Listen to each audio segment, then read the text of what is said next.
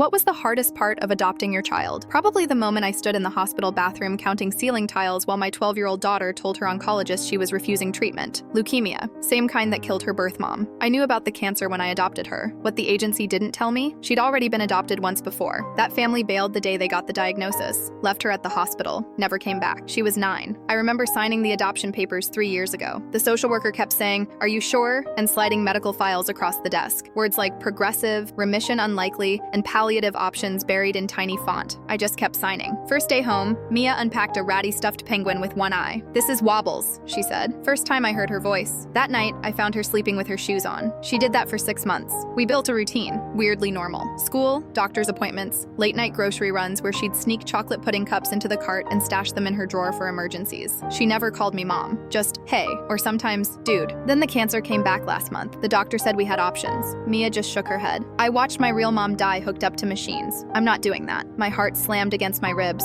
I thought I was going to pass out right there. That night, I called every specialist I could find, pulled strings, maxed credit cards. We flew to 3 hospitals in 2 weeks. Every single doctor said the same thing. Her decision is legally binding, unless I went to court to override it. All I kept thinking was, I'm her mother. I'm supposed to save her. So I did something I'm still ashamed of. While she slept, I crushed meds into her pudding cups, started treatment without telling her. For 2 weeks, I watched her suffer the side effects. She thought it was just the cancer getting worse. Then last Tuesday, I came home early, found her in the bathroom, all her pudding cups dumped in the toilet, empty pill bottles lined up on the counter. She looked at me like I was a stranger. "You're just like everyone else," she said. "You think I'm just some sick thing to fix." I tried to explain. She didn't speak to me for days. Finally, her nurse Trina got her to open up. Turns out, Mia wasn't refusing treatment because she wanted to die. She just wanted a choice about anything. Her birth mom chose to have her. The state chose where she'd live, doctors chose the meds, her first adoptive parents chose to walk away. Even I decided I knew better than her. Yesterday, she asked if we could talk. She had a notebook in her lap. "I wrote what I want," she said. "Not no treatment, just a different one. Less intense,